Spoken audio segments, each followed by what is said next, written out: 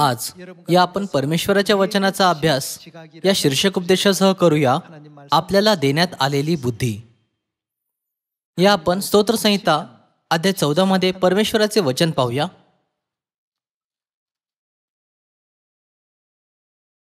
या आपण स्तोत्रसंहिता अध्याय 14 वचन 1 पाहूया. मूढ आपल्या मनात म्हणतो, तो काय म्हणतो? देव नाही.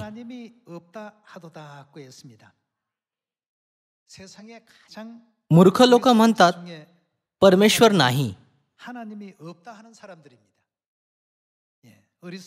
मूढ आपल्या मनात म्हणतो देव नाही. त्यांची वैशिष्ट्ये काय आहेत? लोक दुष्ट व अमंगळ कर्मे करतात. सत्कर्म करणारा कोणी नाही. कोणी समंजस आहे की काय? हा समंजसपणा एक महत्वाचा भाग आहे. कोणी समजणारे आहे का? कोणी देशभक्त आहे की काय? हे पाहण्यासाठी परमेश्वराने स्वर्गातून मानवांकडे अवलोकन केले.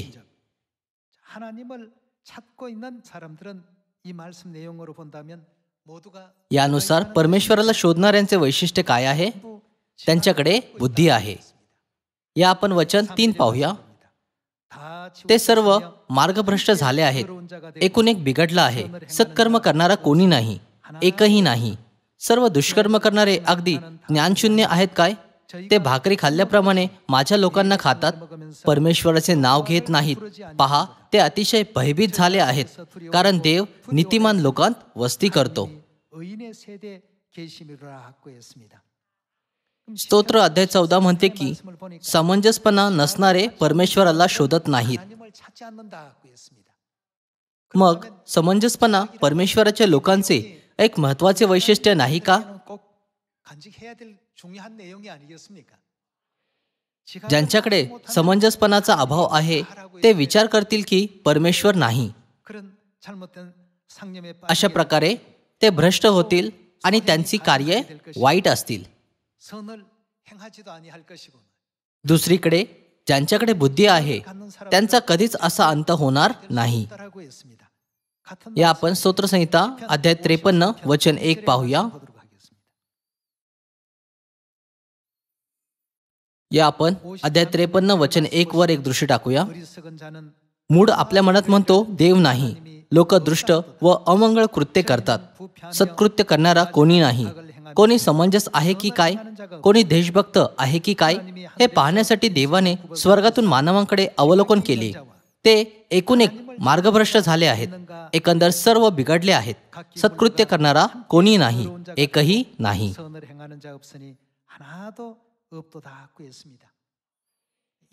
ही पृथ्वीची सध्याची परिस्थिती आहे. पण ज्यांच्याकडे बुद्धी आहे ते परमेश्वराला शोधतील. ज्यांच्याकडे बुद्धी आहे ते पित्याच्या युगामध्ये यहोवा परमेश्वराला, पुत्राच्या युगामध्ये येशू ख्रिस्ताला आणि पवित्र आत्म्याच्या युगामध्ये आत्मा व वधूला शोधतात. ते परमेश्वराचे खरे लोक आहेत. मग ज्यांच्याकडे अशी बुद्धी नाही, परमेश्वर त्यांच्यावर कृपा करणार नाही. या आपण यशाया अध्याय 27 वचन 11 वर एक दृष्टी टाकूया.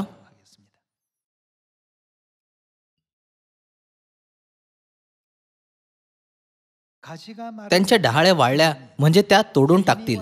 स्त्रिया येऊन त्या जाळतील. ते लोक ते कोण आहेत? ज्ञानशून्य आहेत.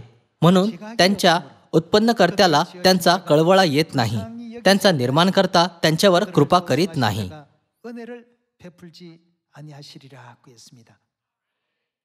ज्यांच्याकडे बुद्धी नाही अशा लोकांवर परमेश्वर कोणतीच कृपा करत नाहीत. परमेश्वराने आपल्याला हा शक्तिशाली संदेश दिला आहे. या आपण यिर्मया अध्याय 5 वर जाऊया.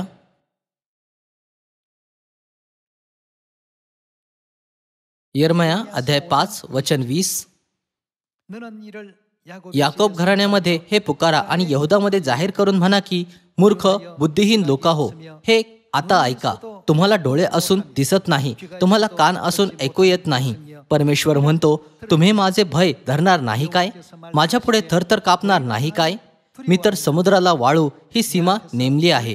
ही सर्व काळची मर्यादा त्यांच्याने उल्लंघवत नाही. त्यांच्या लाटा उचंबळतात, तरी त्यांचे काही चालत नाही. त्या गर्जना करतील तरी त्यांना ती उल्लंघवत नाही. तरी या लोकांचे हृदय हट्टी व फितुरी आहे. ते फितून निघून गेले आहेत. जो परमेश्वर आमचा देव आम्हाला पाऊस देतो, योग्य समयी आगोटीच्या व वळवाच्या पावसाचा वर्षाव करतो, जो कापणीची नेमलेली सप्तके आमच्यासाठी राखून ठेवतो, त्याचे भय आम्ही धरू असे ते आपल्या मनात म्हणत नाहीत. तुमच्या दुष्कर्मांनी ही फिरवली आहेत. तुमच्या पातकांनी तुमचे हित रोखून धरले आहे.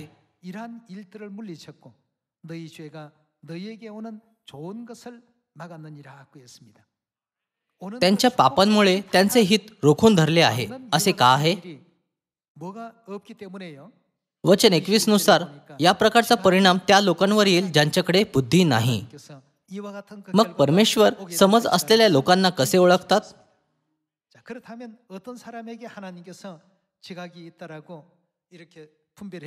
या आपण स्तोत्रसंहिताचे पुस्तक अध्याय 111 वर जाऊया.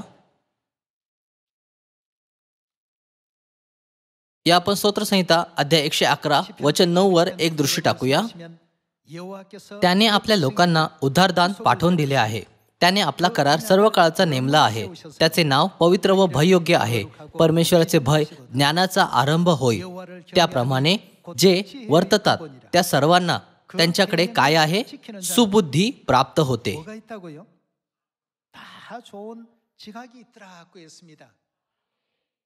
अशा प्रकारे सर्व चर्च जे परमेश्वराच्या आज्ञेचे पालन करत नाहीत, पण मनुष्यांद्वारे निर्माण केलेल्या नियमांचे पालन करतात, त्यांच्याकडे परमेश्वराने जोर दिलेल्या बुद्धीचा अभाव आहे. जे लोक परमेश्वराच्या आज्ञांचे पालन करतात त्यांच्याकडे काय आहे? परमेश्वर आपल्याला ज्ञान देतात की त्यांच्याकडे बुद्धी आहे. या आपण पुन्हा वचन 10 पाहूया. परमेश्वराचे भय ज्ञानाचा आरंभ होय.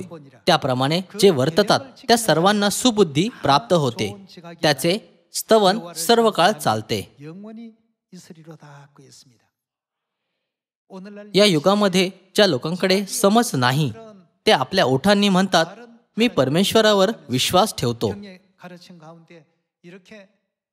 पण ते यरुशलेम स्वर्गीय माता आणि वलांडन आणि शब्बात दिवसाच्या परमेश्वराच्या आज्ञांबद्दल बायबलच्या सर्व शिकवणींचा तिरस्कार करतात.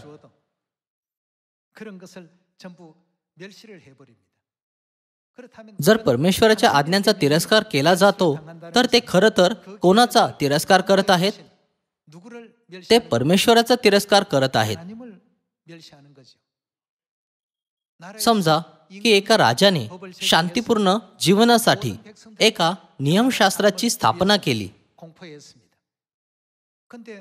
पण नागरिकांमधून जर काही लोक त्या नियमशास्त्रावर हसतात आणि त्याचे उल्लंघन करतात, तर त्या राजाबद्दल त्यांच्या कार्याचा काय अर्थ आहे ज्याने या स्थापित केल्या होते?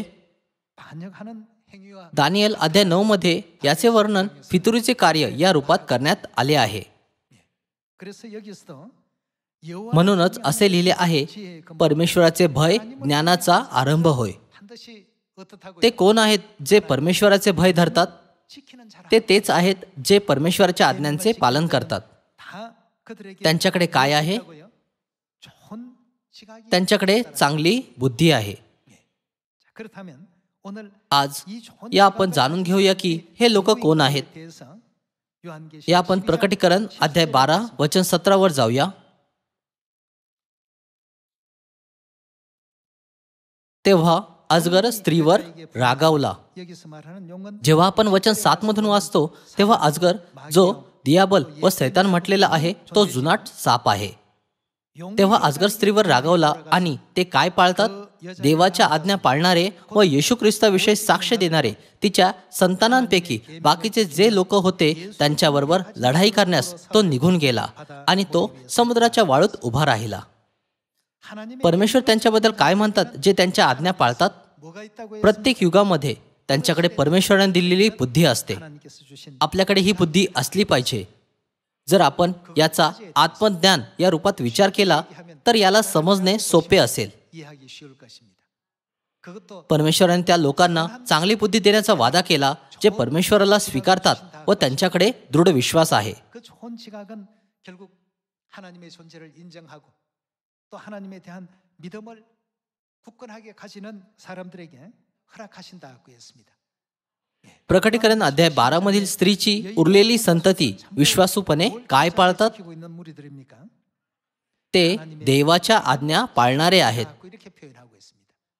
이들이 ते चांगल्याच्या बाजूने आहेत जे सैतानाविरुद्धच्या मोठ्या लढाईत सहभागी होतील. 선에 속해 있는 존재들 ते नीतिमत्वामध्ये राहतात. 하는 자들이라고 볼 수 있겠습니다. 여인의 परमेश्वराच्या आज्ञांचे पालन करणाऱ्या स्त्रीच्या उरलेल्या संततीकडे बुद्धी आहे. 한이 지각을 가지고 있는 자들이라고 했습니다. 시편 जसे की स्तोत्रसंहिता अध्याय 111 मध्ये लिहिले आहे, 지키는 자들이 जे परमेश्वराच्या आज्ञांचे पालन करतात त्यांच्याकडे चांगली बुद्धी आहे. 이렇게 알려주고 있습니다. म्हणूनच पिताने आपल्याला त्यांच्या पहिल्या आगमनावेळी आणि दुसऱ्या आगमनावेळी देखील बुद्धी दिली. 지키려고 이 땅에 오셨다고 했습니다. 그 표현을 या आपण पहिले योहानाचे पुस्तक अध्याय 5 मध्ये याची खात्री करूया. पहिला योहान अध्याय 5 वचन 18. 요한일서 5장 18절입니다. जो कोणी देवापासून जन्मलेला आहे तो पाप करत नाही हे आपल्याला ठाऊक आहे. जो देवापासून जन्मला तो त्याला सुरक्षित ठेवतो आणि त्या दुष्टाचा संपर्क त्याला होत नाही. आपण कोण आहोत? आपण देवापासून आहोत हे आपल्याला ठाऊक आहे. सगळे जग कोणाला वश झाले आहे? सगळे जग त्या दुष्टाला वश झाले आहे. दुसऱ्या शब्दांमध्ये ते त्या दुष्टाचे आहेत. वचन 20.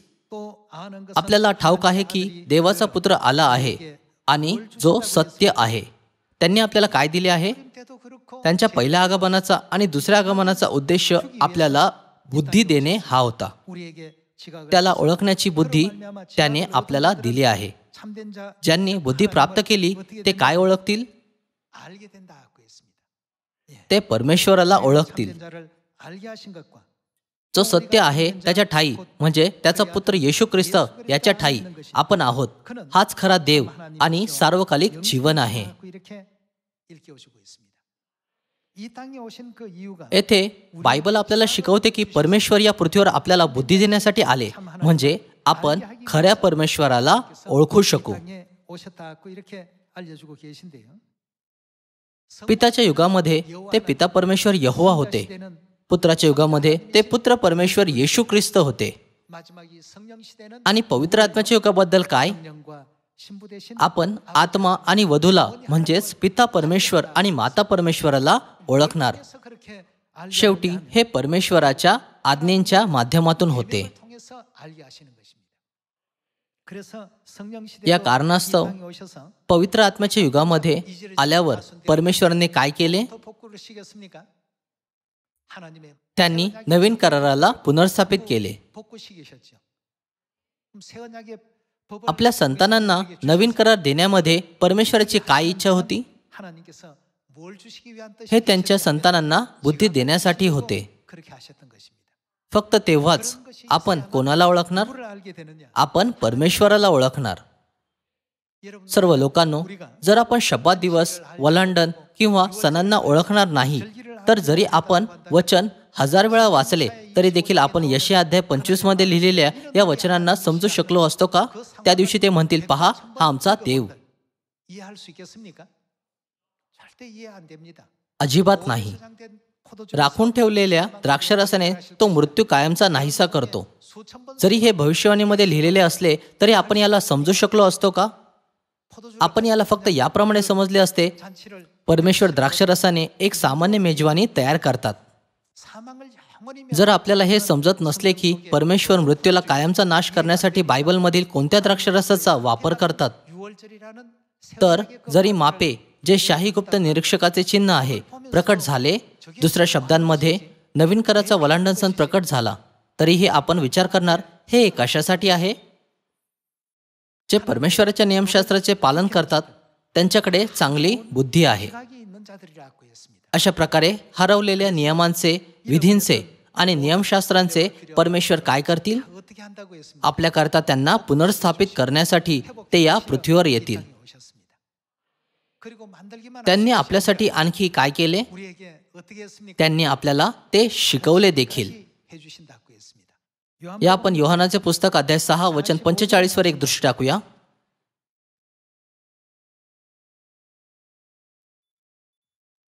अध्याय 6 वचन 45 मध्ये येशूने म्हटले, 선지자의 글에 संदेश त्यांच्या ग्रंथात लिहिलेले आहे की ते त्यांना कोणाद्वारे शिकवले जाईल? 하나님의 सर्व देवाने शिकवलेले असे होतील.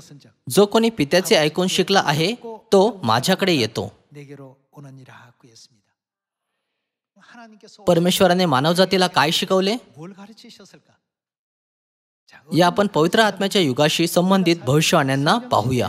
관련된 예언을 한번 살피도록 합시다. मिका अध्याय 4. या आपण मिका अध्याय 4 वचन 1 वर एक दृष्टी टाकूया.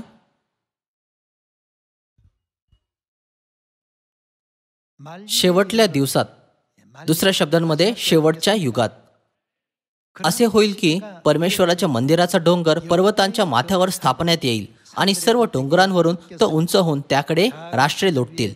देशोदेशींच्या लोकांच्या झुंडीच्या झुंडी जातील व म्हणतील, चला आपण परमेश्वराच्या पर्वतावर याकोबाच्या देवाच्या मंदिराकडे चढून जाऊ, तो आम्हाला आपले मार्ग शिकवो. 그가 그 도로 우리에게 가르치실 것이라. योहान अध्याय 6 वचन 45 नोंदवते, संदेश त्यांच्या ग्रंथात लिहिलेले आहे की ते सर्व देवाने शिकवलेले असे होतील. 돼 있다.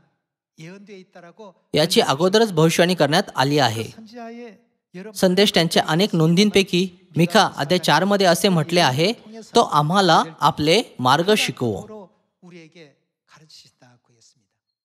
म्हणजे आम्ही त्यांच्या वाटांनी चालू. परमेश्वर आपल्याला त्यांचे मार्ग शिकवतील ज्यांचे आपण पालन केले पाहिजे. तसेच सियोनमधून काय निघेल? 무엇이요? कारण सियोनेतून शिक्षण व यरुशलेमेतून परमेश्वराचे वचन निघेल. 부터 나올 것이라고 했습니다. मोशेचे नियमशास्त्र सिनाय पर्वतावरून आले. मग सियोनमधून कोणते नियमशास्त्र येते? 무엇이 되겠습니까? 그리스도 हे नवीन कराराचे नियमशास्त्र ख्रिस्ताचे नियमशास्त्र आहे. 시온에서부터 आणि जेव्हा ते आपल्याला त्यांचे मार्ग शिकवतात तेव्हा आपण त्यांच्या मार्गांवर चालले पाहिजे. 우리는 그것을 배워서 그 길대로 행하자. 뭔가 परमेश्वर आपल्याला एक नियमशास्त्र शिकवतील ज्याचे आपण पालन केले पाहिजे. मग कोणत्या प्रकारच्या लोकांमध्ये बुद्धीची कमतरता आहे? 하나님의 ते आहेत जे परमेश्वराच्या नियमशास्त्रामध्ये नाहीत. 구약 जुन्या कराराच्या काळात पिताच्या युगामध्ये ते होते जे जुन्या करारामध्ये नव्हते. 땅에 오신 이후부터는 새 언약의 ख्रिस्त या पृथ्वीवर आल्यानंतर जे नवीन करारामध्ये नाहीत ते आहेत ज्यांच्यात बुद्धीची कमतरता आहे. 사람들이라고 보시면 정확합니다. 그래서 म्हणून 겉으로는 जे मेंढरांच्या वेशाने येतात पण परमेश्वराच्या आज्ञांचे पालन करत नाहीत ते देव नाही असे म्हणणाऱ्या लोकांपेक्षा वेगळे नाहीत. 것입니다. 그래서 예수님께서도 마태복음 येशूने मत्ते अध्याय 15 मध्ये म्हटले, हे लोक ओठाने माझा सन्मान करतात परंतु त्यांचे अंतःकरण माझ्यापासून दूर आहे. 성김이라고 이렇게 त्यांनी सांगितले की त्यांची उपासना व्यर्थ आहे. जर परमेश्वराने रद्द केलेल्या नवीन कराराला पुनर्स्थापित केले नसते तर आपण परमेश्वराला योग्य रीतीने ओळखू शकलो असतो का? 우리도 하나님을 제대로 할 수 있었을까요? आपण चुकीच्या परमेश्वराची उपासना केली असती. 그러면서 하나님 섬기는 줄로 착각하고 오해하는 इस्रायल लोकांनी एक पितळेचा साप घेतला 하나를 갖다 आणि त्याला खांबावर लटकवले.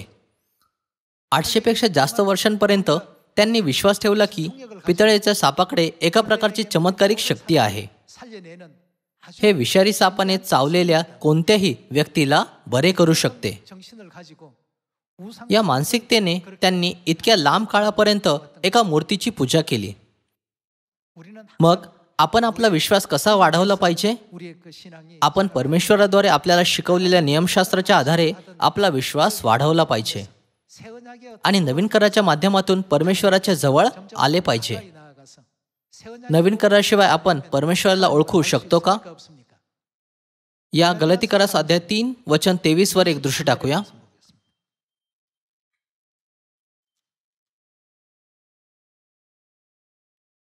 गलती करास पत्र अध्याय 3 वचन 23. 보시면 हा जो विश्वास प्रकट होणार होता तो येण्यापूर्वी त्यासाठी आपण कोंडलेले असता आपल्याला नियमशास्त्राधीन असे रखवालीत ठेवले होते. यावरून आपण विश्वासाने नीतिमान ठरवले जावे म्हणून नियमशास्त्र ते काय होते? इंग्रजी आवृत्तीमध्ये असे म्हटले आहे की ते आपले संरक्षक होते.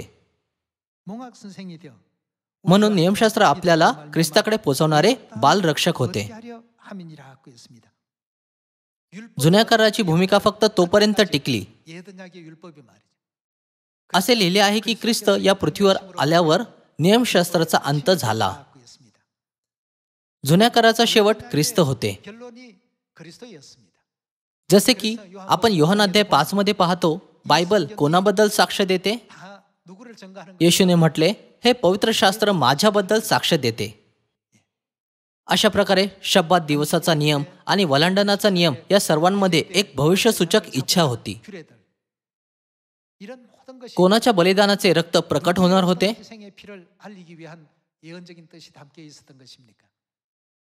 हे नियम येशू ख्रिस्ताद्वारे पूर्ण करण्यात आले नव्हते का? म्हणूनच गलातीकरामध्ये लिहिले आहे, नियमशास्त्र आपल्याला ख्रिस्ताकडे पोहोचवणारे बालरक्षक होते. जर जुना करार मनुष्य जातीला येशू ख्रिस्ताकडे घेऊन गेला तर नवीन करार मनुष्य जातीला कोणाकडे घेऊन जाईल?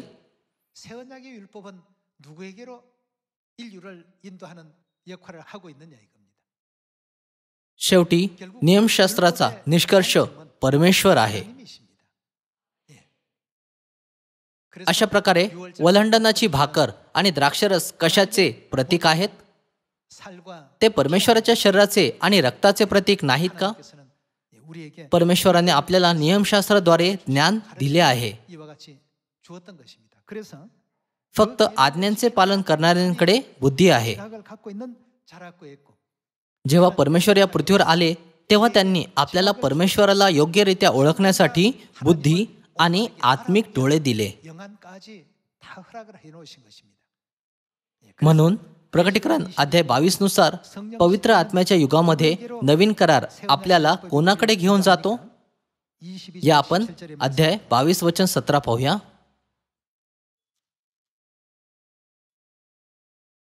या आपण प्रकटीकरण अध्याय 22 वचन 17 वर एक दृष्टी टाकूया. आत्मा व वधू म्हणतात, ये. ऐकणाराही म्हणो, ये. आणि तान्हेला येऊ. ज्याला पाहिजे तो जीवनाचे पाणी फुकट घेऊ.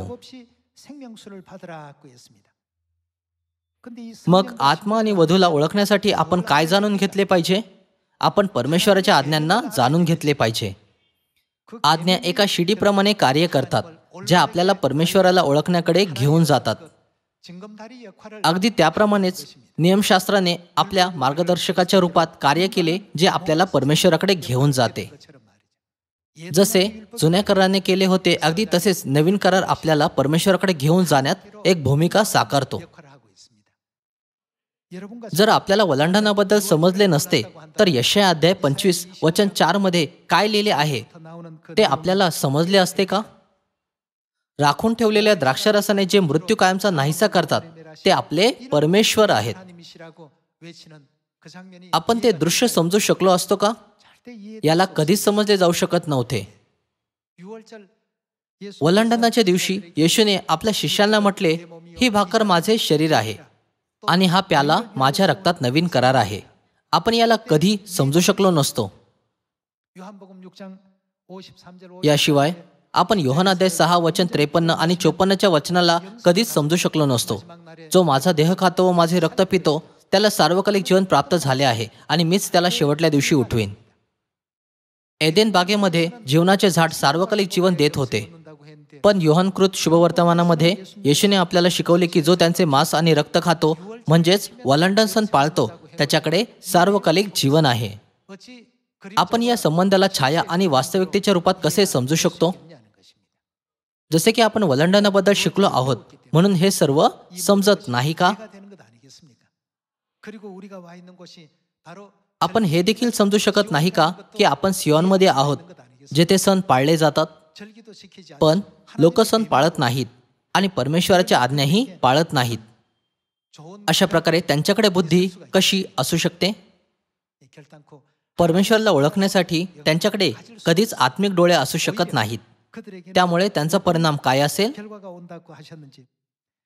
या आपण यशायाचे पुस्तक अध्याय 29 वचन 11 वर एक दृष्टी टाकूया.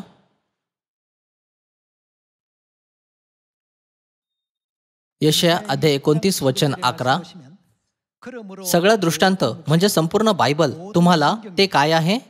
मोहरबंद केलेल्या लेखातील शब्दांसारखा झाला आहे. जर एखादे पुस्तक बंद असेल तर त्यात काय आहे हे आपण समजू शकतो का? ही त्यांची परिस्थिती आहे. तो लेख वाचणाऱ्याकडे देऊन म्हणतात, एवढे वाचून दाखव. तो म्हणतो, हा मला वाचता येत नाही कारण हा मोहरबंद केलेला आहे. एखादी व्यक्ती कितीही बुद्धिमान का असेना, ती याचा अर्थ समजू शकणार नाही. वचन 12. ज्याला वाचता येत नाही अशा जवळ तो देऊन म्हणतात, एवढे वाचून दाखव. तो म्हणतो, मला वाचता येत नाही. कोणाला वाचता येत असो व नसो, ते बायबलमध्ये लपलेलं सत्य समजू शकत नाहीत. हे खरे नाही का?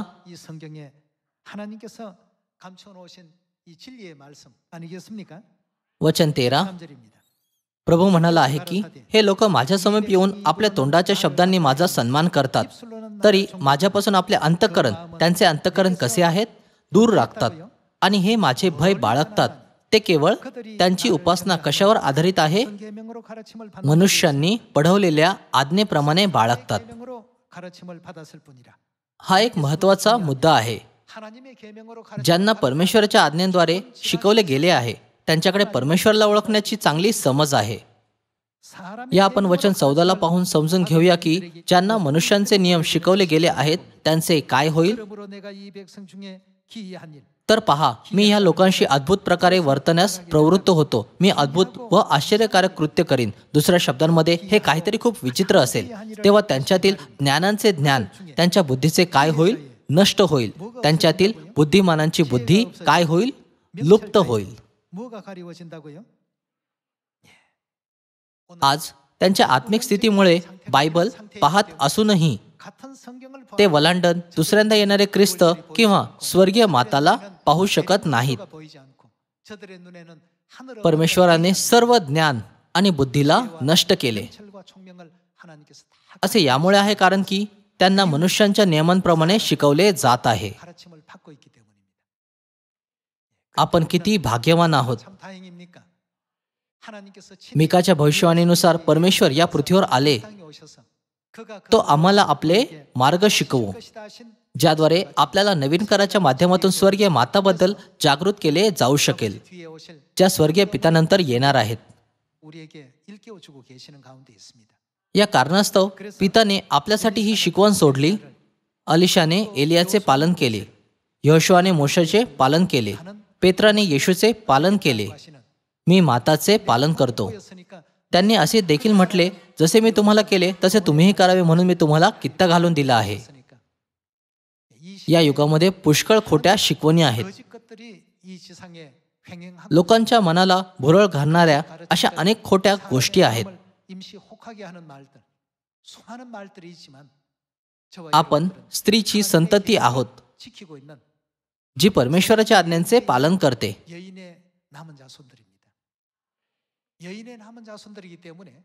म्हणून या आपण परमेश्वराने आपल्याला दिलेल्या त्या चांगल्या बुद्धीने शेवटपर्यंत परमेश्वराच्या आज्ञांचे पालन करूया आणि पिता आणि माताला योग्यरित्या ओळखूया, म्हणजे आपण स्वर्गाच्या राज्यात सर्व काळ एकत्र राहू.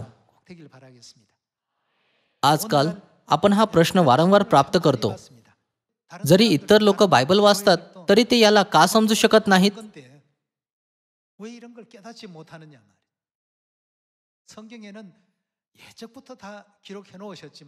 जसे की इथे सांगितलेले आहे की मनुष्यांच्या नियमांचे पालन करणाऱ्यांच्या ज्ञानाचे आणि बुद्धीचे काय होईल?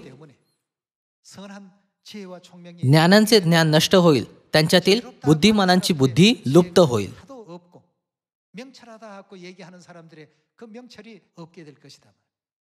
बायबल आपल्याला शिकवते की बुद्धिमान लोक योग्य ज्ञानाने परमेश्वराच्या आज्ञांचे पालन करतात आणि त्यांच्याकडे बुद्धी आहे. हे लोक कोण आहेत? प्रकटीकरण अध्याय 12 वचन 17 नुसार ते स्त्रीची उरलेली संतती आहेत. 우리에게 आपल्या परमेश्वराने आपल्याला त्यांना ओळखण्यासाठी आणि नवीन कराला पुनर्स्थापित करण्यासाठी बुद्धी दिली आहे. 율례와 규례와 법도를 복구해 주신 우리 하나님. या आशीर्वादित शब्दात दिवशी आपण स्वर्गीय पिता अनसांग होंग आणि नवीन येरुशलेम स्वर्गीय माताचे सार्वकालिक आभार मानणार अशी आशा करून मी आजच्या उपदेशाला समाप्त करू इच्छितो. तुमचे खूप खूप आभार.